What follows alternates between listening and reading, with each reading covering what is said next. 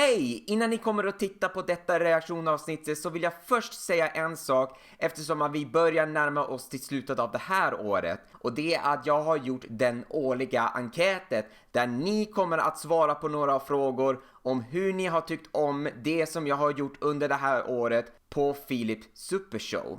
Och ni hittar länken till enkäten där nere i beskrivningen. Och nu till avsnitten. Kanske behöver knäppa upp så att det inte... Japp. Så, nu kanske...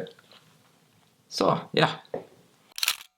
Hej, där är Filip och välkommen tillbaka till den här reaktionsserien eftersom att Philips Supershow fyller ju 15 år och då firar vi med jubileum där jag reagerar på alla mina gamla videor. Och vi ska nu gå tillbaka till mitt gymnasieår när jag gick i medieutbildningen där jag lärde mig mycket av skrivprogrammet och fotoprogram som Photoshop och hur man gjorde tidningen, hur man gjorde planscher, hur man fotar bilder och allt annat som har med media att göra.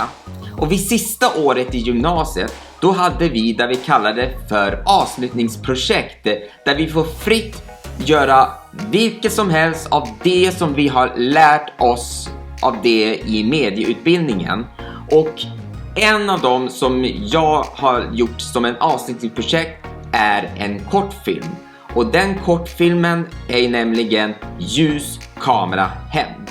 Och det är vad vi ska reagera på just nu. Men innan vi gör det så vill jag först berätta att jag har redan gjort en sån här video där jag satt och tittade på det och kommenterade samtidigt. Men jag var missnöjd eftersom att det var mycket mer jag ville berätta om det och jag satt bara och playade på och jag pausar ju inte emellan. Så jag hann inte mycket att säga de sakerna som jag ville berätta om.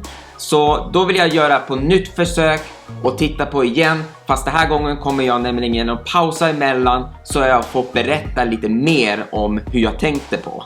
Och nu börjar vi reagera på kortfilmen Ljus, kamera, hämnd. Och vi ska börja först genom att jag ska visa er något som ni kanske inte vet. Så häng med! För det är nämligen så att när jag gjorde den här kortfilmen och slutförde alltihop och gjorde som en videofil och gjorde så att det går att spela upp det när jag ska visa hela skolan om den här kortfilmen och senare efteråt kunna lägga ut det på YouTube, så var det någonting jag ville verkligen testa att göra, och det är just att göra en DVD-version av den här kortfilmen. Och jag har nämligen den här DVD-fodralet som jag har gjort i skolan, Ljus, kamera, hämnd. Och vi ska börja med fodralet, för det här har jag hållit på bilden som jag har hållit på i Photoshop, även också loggan, och jag tror faktiskt den här lilla blodfläcken har jag gjort i Photoshop. Alltså det är lite roligt när jag tittar på baksidan hur jag beskriver den här filmen. Så låt mig läsa vad jag har skrivit. Elias fick inspiration om att göra en video från nätet. Han frågar Rasmus om han vill hjälpa till. Det vill han. Låter som en fanfiction. Så det började filma. Ja, exakt. Punkt. Så det började filma. That's it. Det bryter många gånger för att Rasmus gjorde fel. Sen blir det bråk och han ger kamera och rekvisita till Rasmus. Efter några dagar fick han veta att Rasmus gjorde video av hans idé och lagt ut den på nätet. Den blir populär med 1500 tittare. Han blev arg och vill hämnas på Rasmus. Jag är inte kanske jättebra på att göra beskrivningen. Och så lät det som att jag har spoilat alltihop vad filmen handlar om. Så ja. Sen är det lite roligt vad jag har skrivit mer på den här DVD. För en kopia på detta DVD, kontakta skolan eller på philipsupershow@gmail.com. Glöm inte att fråga där. Kan kosta för en exemplar. Ja, för det är ju så det är när man gör DVD. Det kan kosta. Men också kan det vara bra för de som är intresserade av detta och vill ha den här DVD om man vill titta mer av det. Då skulle man kunna kontakta skolan eller till mig så skulle jag fixa det. Nu vet jag inte om det är möjligt att kontakta mig, för jag har ingen en seriespelare att bränna på, så och jag vet inte om skolan har kvar den här materialet, men ja, men det går att titta på YouTube, det vet jag ju. Men det är faktiskt fodralet, och nu ska ni få se när jag startar igång den här DVD-skiva. Och boom, här har ni det, DVD-menyet på ljus, kamera, hämnd. Och som ni ser på direkt, det här är inget såna här löjliga förinstallerad DVD-meny, utan det här är den riktiga. Alltså att jag har suttit och gjort det här DVD-menyet själv. Och det var faktiskt väldigt intressant att göra det, för det var mycket att göra. Som till exempel allt det här menyet är gjort i Photoshop, alltså det här med knappar och sånt. Och då var det någonting att man måste kunna knappa in för att få såna här små blodfläckar som man ska kunna välja vad man ska göra som spelar hela filmen, kapitel eller extra material. Och det här har jag suttit och gjort i Adobe Encore när jag skulle göra den här DVD. Och jag tycker att det är en riktigt bra program, för där kan man göra en sån här riktig DVD-meny och lägga till extra material och lägga till så många videos som helst i det och göra vad som helst. Det tycker jag faktiskt att det är en riktigt bra program, och jag tycker jättesynd att det inte finns längre att man kan göra DVD med det programmet. Men just nu så gjorde det väl ingenting, för att nu lever vi i en tid där vi sitter och streamar filmer istället. Och ja, det var lite synd där, för att det hade varit en grej, så jag vet ju till nästa gång om jag skulle göra mer DVD-projekter. Men innan vi går direkt till filmen så vill jag ge er en rundtur över den här DVD-menyer. Så vi börjar först med kapitel, och det är som vanligt med de här alla DVD-filmen med kapitlar. Man väljer om man vill hoppa in i filmens gång, om man säger om man vill pausa emellan och komma tillbaka. Det är lite konstigt. Jag menar, den här är ju 20 minuter lång, den här filmen, så jag tror inte det är många som kommer pausa och jag tror de kommer se hela filmen. Men det här är ju faktiskt bra att göra om man vill välja vad man vill hoppa in, om det är någonting man har missat något. Och sen har vi extra material, och här har vi de extra material, och här har jag lagt till bonusvideos som är de videos som jag har gjort i skolan, och flesta av dem är ju nämligen en uppgift. Förutom toasnack, för där gjorde jag ju fritt för att testa fram hur man delar bilder så det ser ut som att det är dubbletter av mig. Och så har vi extra här, som är nämligen extra materialet på den här kortfilmen Ljuskamera hem. Och det skulle vara lite roligt att titta in på de här extra materialet, så jag vill först klicka fram på casting. För vi gjorde ju faktiskt en casting innan när vi skulle leta efter skådespelare. Så i detta så visade jag de som är ju med i den här kortfilmen hur det såg ut i början när de skulle söka in. Så nu klickar vi in och tittar hur castingen såg ut. Och varför ställer du upp för detta video? För att några personer som ska sluta här kommer jag sakna. Så här, flesta personer som ska sluta från den här skolan haft goda tider. Och ja. Okej. Alltså det var väldigt vackert, Elias. Att du vill göra detta för att du tycker att de som gör det här, nu är jag väldigt rörd över att du sa ju det, men att han ställer ju upp för att som till exempel, eftersom det här är sista året som jag gick i gymnasiet och jag tar ju som studenten, då är det här det sista han gör med mig innan jag slutar. Så alltså, det här är väldigt gulligt att du ställde upp för att göra den här kortfilmen. För att jag tycker att det låter väldigt roligt, och jag tycker det är väldigt kul med att spela teater och film. Ja, exakt. Alltså, ja, för att det är det jag vet att du satsar på. Du vill satsa mer på skådespeleri. Ja, men jag har sett många saker som du har varit med om, så det var väldigt roligt. Vilka är dina 3 favoritfilmer som du har sett? Oj. Filmer jag faktiskt många. Ja, nu blev det faktiskt väldigt svårt för Elias, alltså vad det är för hans favoritfilmer. Om han har så jättemånga. Ja, jag kan förstå, han har ju sett så många filmer. Om du inte gör skådespeleri, vad gör du annars på fritid? Jag brukar vara hemma. Ibland ringer en flickvän till mig, prata lite. Vad gör du annars på fritiden? Då dansar jag väldigt mycket till Michael Jackson. Oh ja. Jag är med mina kompisar och tjoar lite och jobbar lite med statist Ja, i filmer och sånt. exakt.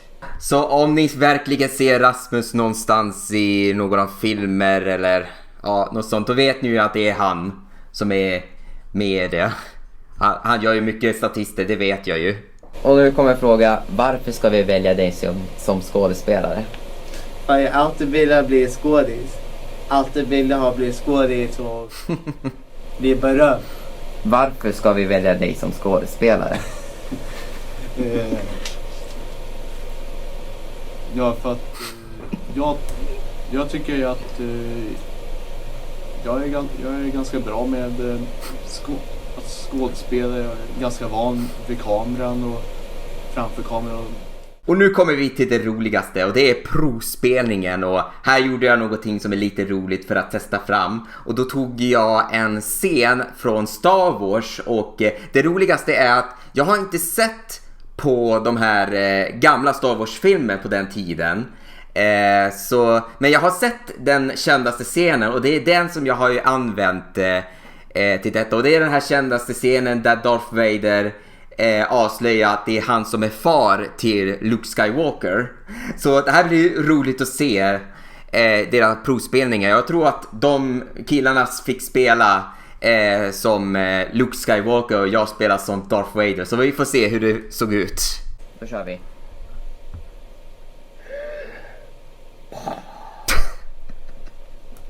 Alltså, varför satt jag och gjorde en andning? Luke, du har inte fått veta vad som är viktigt. Kom med mig och vi kan förgöra alla och få ordning på galaxen. Jag tänker aldrig lita på dig. Och du tror det verkligen? Jag tänker aldrig lita på dig. Wow! Rasmus! Du gick rakt på saken. Du hade attityden när du gjorde den här provspelningen. Så det har jag nämligen glömt bort. Obi-Wan har aldrig pratat med dig om vad som hände med din far. Han har sagt något. Han sa att du dödade honom. Han har sagt nog. Han sa att du dödade honom. Nej, jag är din far. Nej. Det är inte sant. Det är bara omöjligt. Nej, det är inte sant. Det är omöjligt. Nu vet du hur det känns och allt är sant. Nej! All right. Ja, det där var nämligen casting video. Och det var ju väldigt roligt att se innan de fick de här rollerna till den här kortfilmen. Och här är det också outtakes, och detta är förstås exakt samma outtakes som i kortfilmen som jag visade i eftertexten. Men här är ju lite mer, och jag kan gissa på att när jag skulle ta med den till eftertexter så var jag tvungen att välja ut vilka delar som jag tyckte det var mest roligt som jag kan då visa upp. Men de delar som inte kom med, de la jag till i DVD istället. Så låt oss kolla på de sakerna som ni inte fick se i eftertexten. Jag kan inte komma på någonting. Jag kan inte hitta någonting. Jag kommer bli Kändisar kommer ge mig sparken. Kändisar kommer att ge dig sparken för att du inte kommer på någonting. Alltså vilken bra mening. Varför?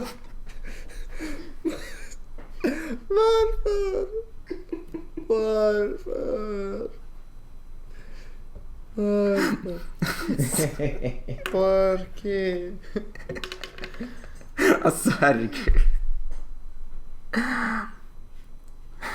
Det här kommer inte bli bra. Jag jobbar allt det här. Varför? Jag var 2 papper där. Kepa är där. Vad som hände med mig? Ja, 2 papper där är exakt. Det var 2 papper för det var ju där han skrugglade till och slängde efteråt. Och börja. Vänta. Jag kan förklara. Jag kan förklara.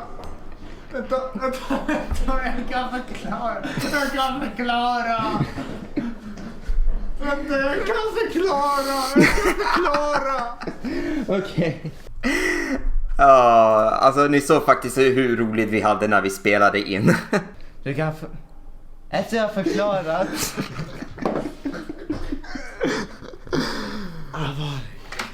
Allvarligt. Bästa meningen. Är det något fel med det? Nej, det var inte.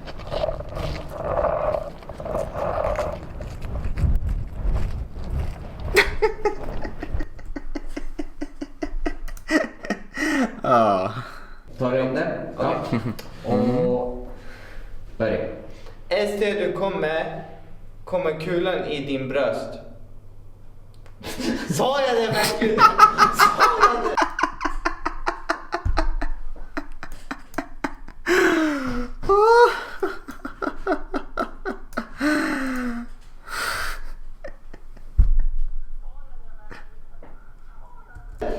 Får du kulan i? Åh du! Det var så det ska vara. Ja, exakt.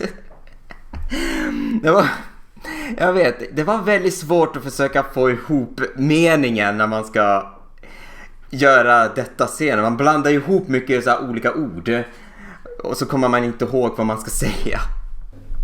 Äntligen du lever. Jag har gått trött och väntat. Äntligen. Bara så? Nej. Ja. Och så tittar du på Rasmus. Det är omöjligt. Varför ska jag kolla på honom? Ja. Det var ju så meningen. Och så tittar du på Rasmus. Hej. Hej. Okej.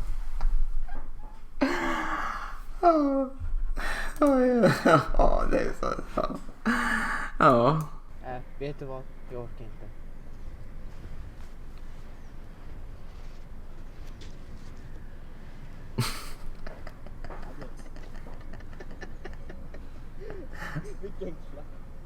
Ja.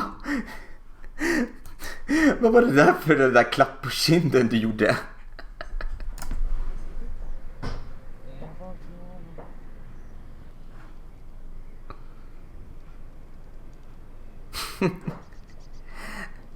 Alltså, jag hade ju kunnat tagit med den här scenen, alltså när han gjorde så, men jag tror inte jag kände mig att det var det som jag kände jag skulle vilja ha, men det hade varit roligt att ta med, men jag tror inte att det funkade.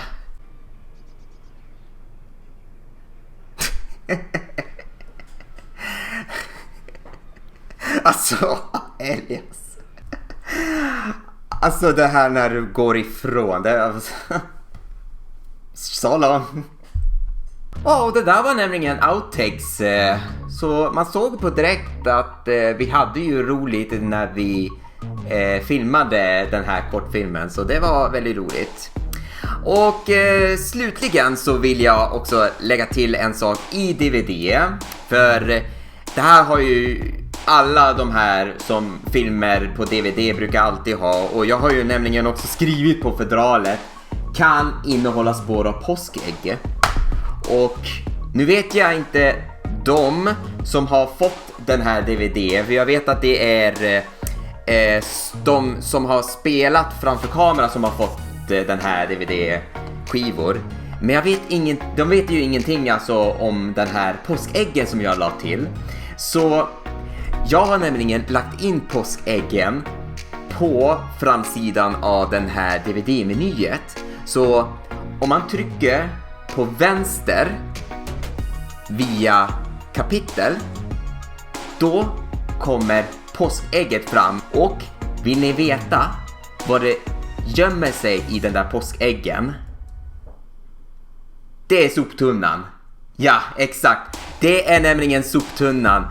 Kortfilmen som jag hade tänkt att göra som skolprojekt, men blev inte av. Och därför så gjorde jag som ett eget. Så det la jag till som en påskägg i den här DVD-menyet. Så nu har vi nämligen gått igenom den här DVD-innehållet som jag har lagt till.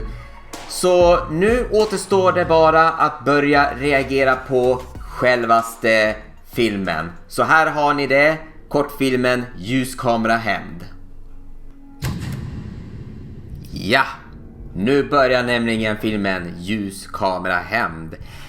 Och jag vill faktiskt först börja med att prata om den här ljudet som kommer fram och hela ljudet som görs. Och det här är lite roligt, för det här är nämligen gjord av en känd ljudmixtrare som har gjort massor av de här filmerna. Han kallar sig för Patrik Strömdahl, och som ni kanske har hört namnet där han har varit med och gjorde ljudmixen på filmen Låt det rätta komma in, en av dem. Så det är vad han har gjort, och han har också även gjort den här kortfilmen. Och det var roligt alltså från början att när det här ska börja skapas, det här ljudet, så fick jag faktiskt åka hem till honom som har den här ljudstudio där han sitter och håller på de här ljudeffekter och sitter och ljudmixtrar. Och det var en väldigt intressant sak av hur det är, och jag fick ju också lära mig över det här med ljudet att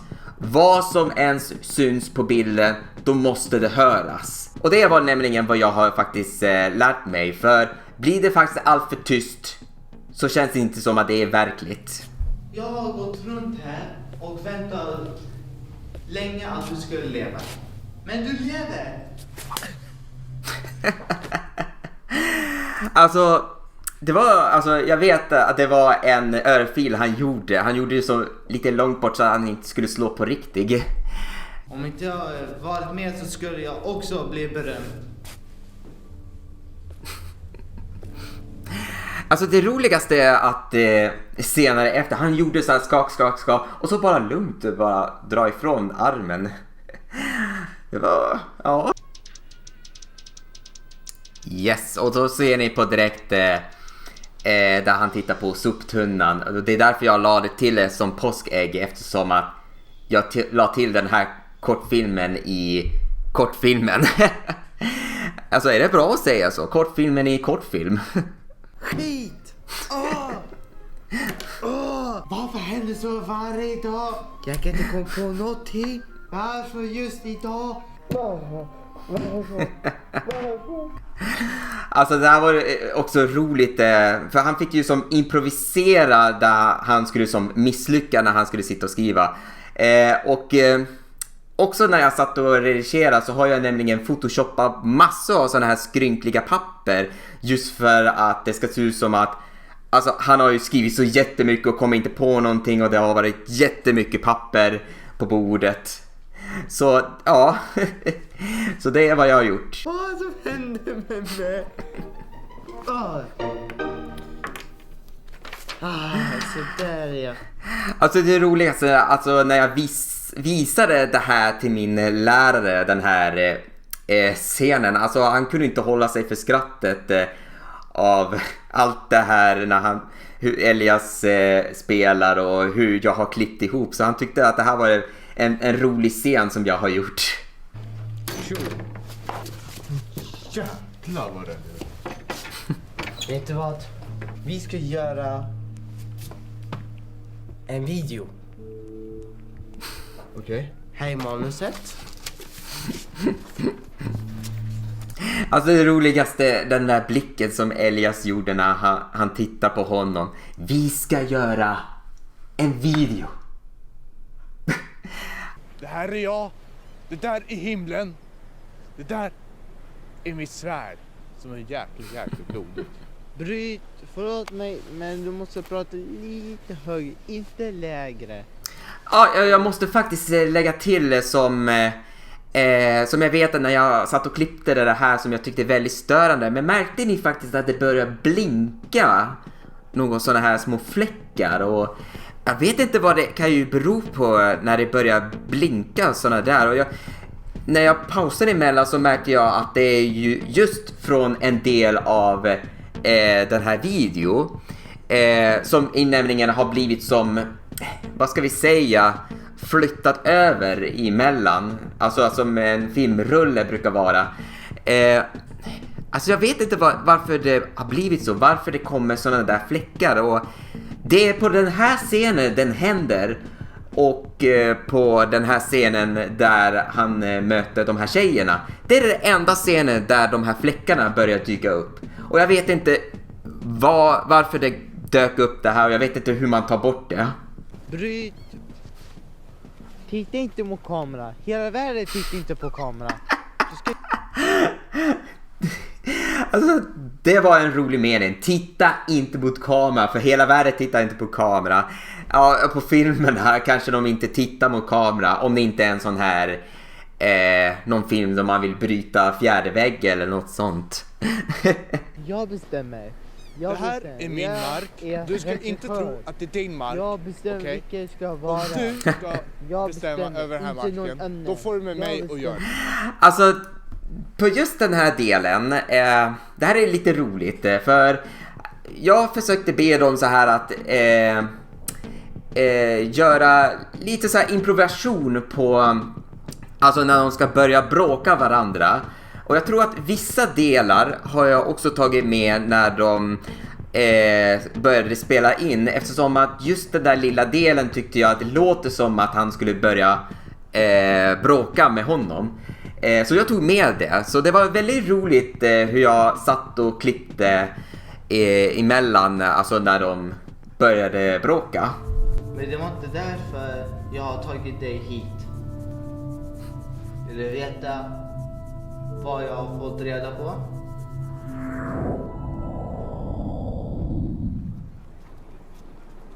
Ja, och där kom det igen. Den där störande fläcken som jag hade som innan. Och jag vet inte hur man tar bort det. Har du inte hört om det? Det är en av de mest populäraste filmerna under veckan. Det är 1500 tittare. Är det något fel med det? Nej, det var inte det. Alltså, baserat på hur de här tjejerna säger, och det är väldigt sant att alltså då på YouTube, alltså när man blir populärt, beror på faktiskt hur mycket tittare, om det kan vara som till exempel 1500, då kan man ju hamna på så här att man har blivit så populärt under vecka och nu för tiden vet jag inte hur det ser ut nu. Alltså det är nästan som att de som har nu nått upp kanske till 100 000, att de kanske är de bästa som visas under veckan. Så tänk vilken tid vi lever på just nu och hur då var enklare att bli populärt.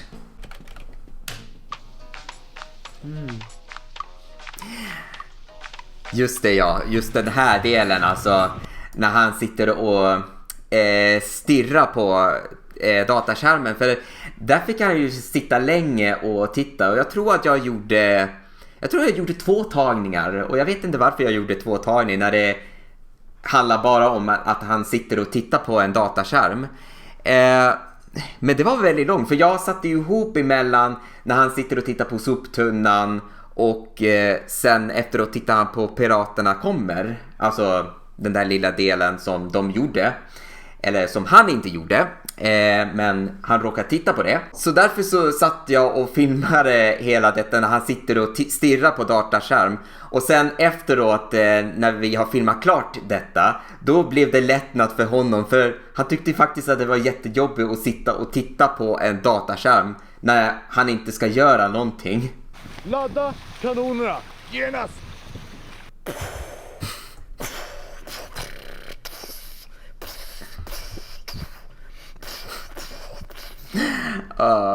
Och så.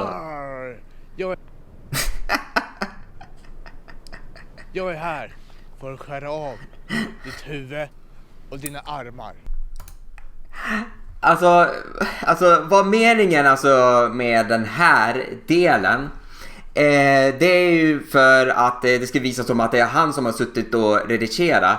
Och vi vet ju faktiskt hur många det är som inte brukar spendera jättemycket på med videoredigeringen. Att det brukar vara så att de slänger in, det kan vara att de lämnar lite grann och kan vara så att de tycker det är roligt att slänga in såna här övergångseffekter. Så det här är ju nästan som att jag klippte in som att det här är en person som inte har spenderat jättemycket på videoredigeringen och det blev som det blev.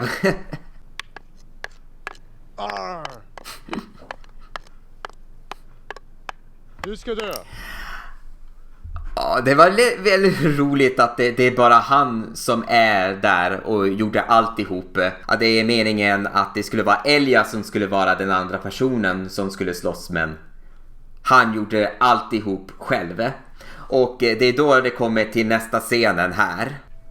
Där han kollar ner på tittarsiffrorna och då såg han att det var 1507 tittare. Och då har vi 20 efter oss som tittar.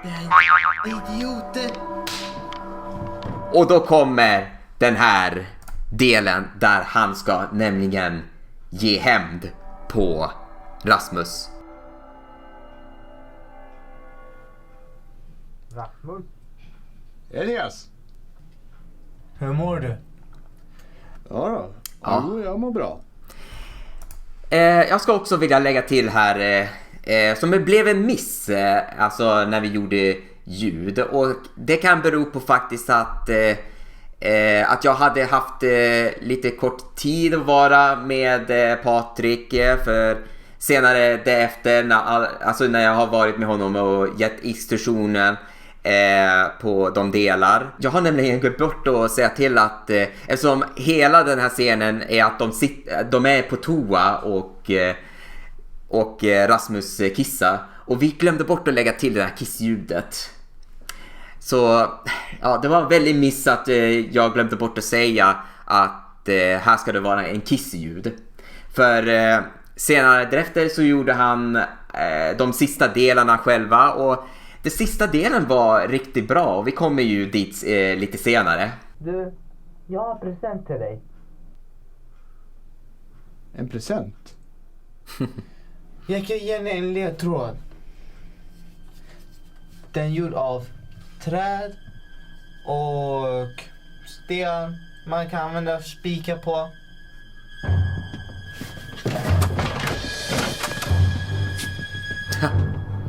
Ja, och jag måste också säga här att den här delen när de kommer ut, det är det första vi spelade in när han gick med hammare och sånt. Det är det första vi spelade in, och sen får vi inte glömma bort att vi är i en skola. Så tanken var just på den dagen att när jag spelar in Rasmus i toa, så skulle jag senare efter spela in med Elias, men då hade han inte tid, för då skulle han till en lektion.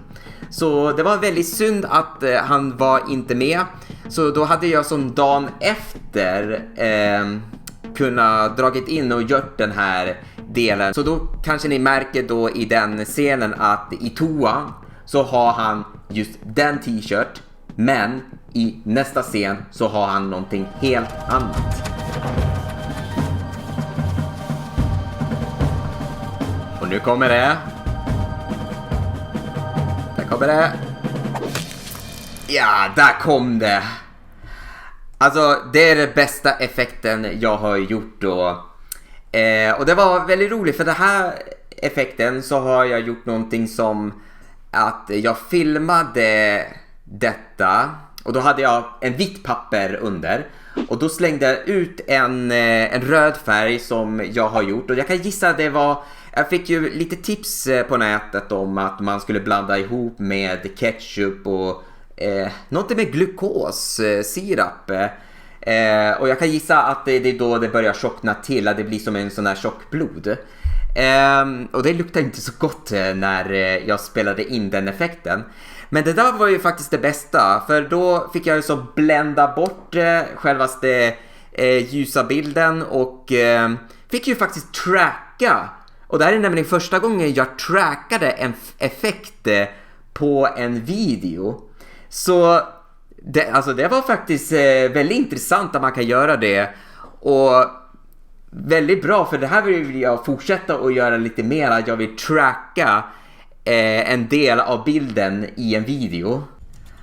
Ja, och nu kommer vi till den här fighting-scenen. Och ja, ni faktiskt märker kanske att de skrattar. Det är ju så det är. Det är ju roligt att spela in den här fighting-scenen.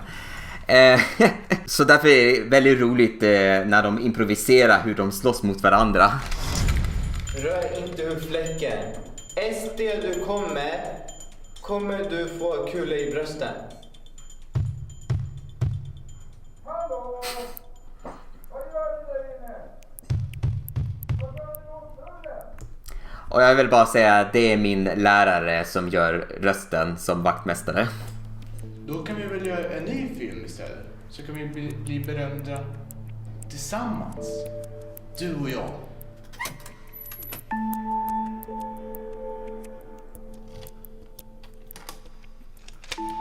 Snälla. Ja. Och så kommer den här delen och jag ska nu berätta faktiskt om just detta att delen när man tittar i närzoomat när han håller pistolen, det är nämligen jag som håller, för de här närbilderna behöver de inte vara framför kamera, för då har de gjort det de ville göra. Så de extra delar som jag gjorde, då var jag ju själv nere i källaren och gjorde de här scenerna när han håller pistolen när man ser i närbilden. Och nu visar jag de delar som jag har gjort framför kamera. Den här delen har jag gjort när han låser upp. Och här är Elias. Och här kommer min hand när jag håller pistolen. Och så klipps emellan för att det ska vara lite spännande. Här är min hand igen. Rasmus, min. Och ja, ni vet ju självaste. Och sista delen. Så är det nämligen min hand som håller pistolen.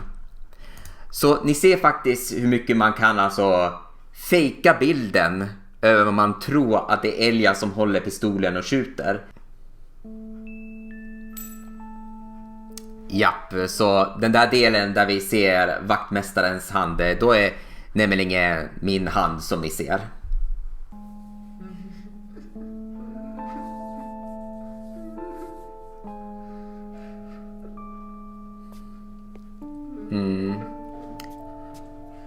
Och tänk vad Elias har varit med om allt det här och så.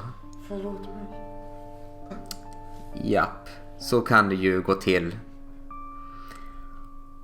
Och så avslutade med detta.